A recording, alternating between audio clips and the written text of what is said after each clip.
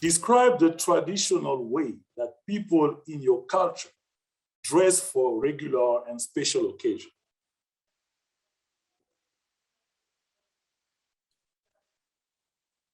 Thank you, Mr. Table Topics Master. In my culture, because of colonialism, the national dress, we no longer have the national dress per se. However, there are certain occasions when people meet and they dress to accentuate, to show their culture. So they dress in a variety of traditional attire. And what are those special occasions where as Africans we meet and dress in our culture? If I remember well, one of those closely kept tradition is when people meet after somebody has passed on. We meet all the family members. And during that time, all the elders, they dress in the African attire. And African attire is mostly red, white, with a bed. We meet on such an occasion and people drink African brew. And we slaughter animals as people be celebrating the passing and remembering the legacy that the person would have passed on, would have said. During that time, it's also time to share different and a variety of dishes as people celebrate. And the staple food that we normally have is what is called the sadza or pap. And we have it with meat, which is basically beef, as we celebrate. And normally these kind of gatherings, they take the full weekend. So it starts from Friday, Saturday, and Sunday, people start dispersing. And during that time, we also have African drums, where people will be, dancing to different African songs and African music using the African drums. So in a nutshell, those are rare occasions that we get to dress in our own traditional attire. Obviously, I would have wanted us to uphold those cultural values and pass them to the next generation. But alas, we are seeing our cultures and our traditions going down the drain as we get seduced with the Western culture. Over to you, Table Topics Master.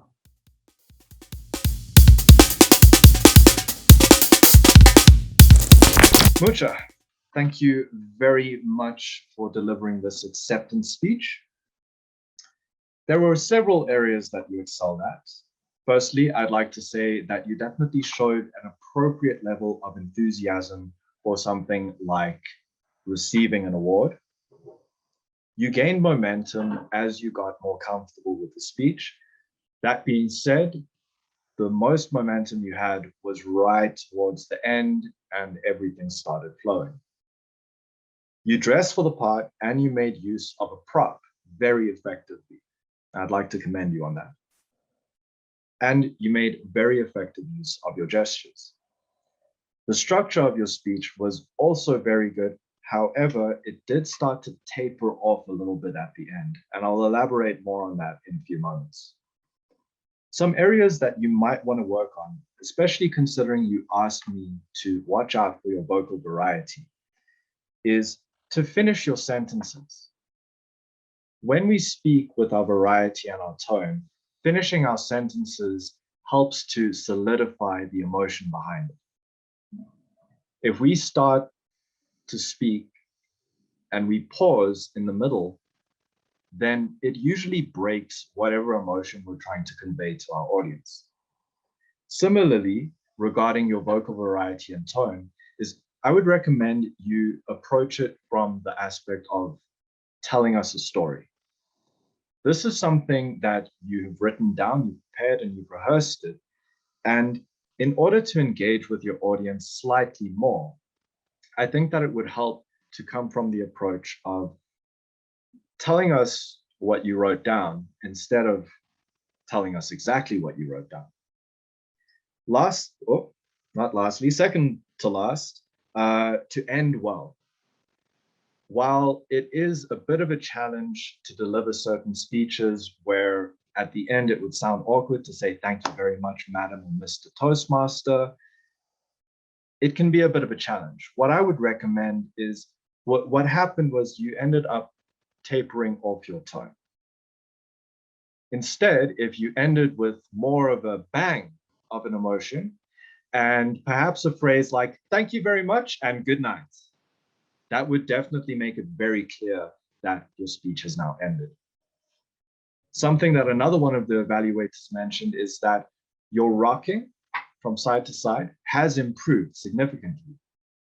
However, moving on to the area of challenging yourself, what I think could really help prevent that rocking in the future is to make use of your stage space, or in this case, your camera space, with intention and purpose. To start off one point over here, and perhaps to end over here. And to leave your notes, it seemed like you were reading from your notes. And this is a challenge that a lot of us come across where we're not 100% confident in our rehearsal, but trusting without those notes, you'll still be effective. Lastly, although I did say you had an appropriate level of enthusiasm, if you watch a lot of award speeches, admittedly, they are mostly given by actors, you'll see that they tend to exaggerate certain things and they can get very flamboyant. This would definitely take your speech to the next level. Thank you very much, Mucha.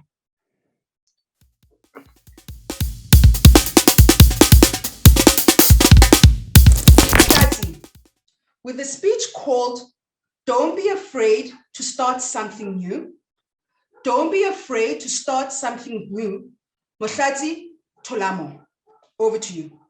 Thank you very much, Bisi. Ironically, my mother's comfort food is what I need to move away from and start something new of my own. Good evening, fellow Toastmasters. There's some weird part of our brain that loves the status quo, our comfort zone. We love things to just stay the way they are. Every one of us is extremely comfortable in our own chaos. It's non-predictable and is consistent. And anytime we want to disrupt this, it's as if the universe tries to stop us. My speech title was inspired by my Toastmasters journey, which has been a very huge leap for me. Starting something new is always scary because we usually don't know what the outcomes are. It's because humans are creatures of habit and, most importantly, massive overthinkers.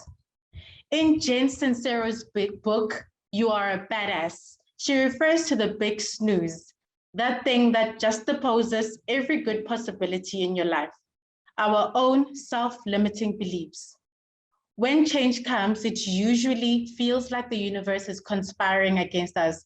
I'm sure we all know of this. Our computer usually sort of suddenly freezes, or a tree falls on our cars, or maybe there's traffic on our way to a big meeting. When in reality, the big snooze is creating chaos in an attempt to self-sabotage and keep everything as is. Instead of moving forward into the unknown, we are desperately attaching ourselves to our accustomed lives. So what can we do at the very start of our learning journey? And as we go along and run into these points of learning that we just want to give up. Firstly, keep this quote in mind that everything is hard at first. And secondly, opening yourself up to being bad in everything actually does help. I think that's most important. That's the most important part of learning. Not having any expectations that you'll have everything right at the first go, and understanding that it takes time, effort, and it takes time and effort and getting things wrong before getting everything right. I'm sure our very first job, our first child, anything first, we actually did a very horrible job at it. But look at us now. We're perfect, not necessarily perfect, but we're actually getting good at everything that we started off bad as. Remind yourself that you are there to learn, not to teach. Be excited about all the new things you're going to learn. And that there is more to find out about the life than what's at face value. I think that's the beauty of life, not knowing what actually will happen. What a cool way to approach life, right? And lastly, please know this, it's just as easy to believe we're awesome as it is to believe we're giant sucking beings. Take the same amount of sucking into being awesome. Thank you.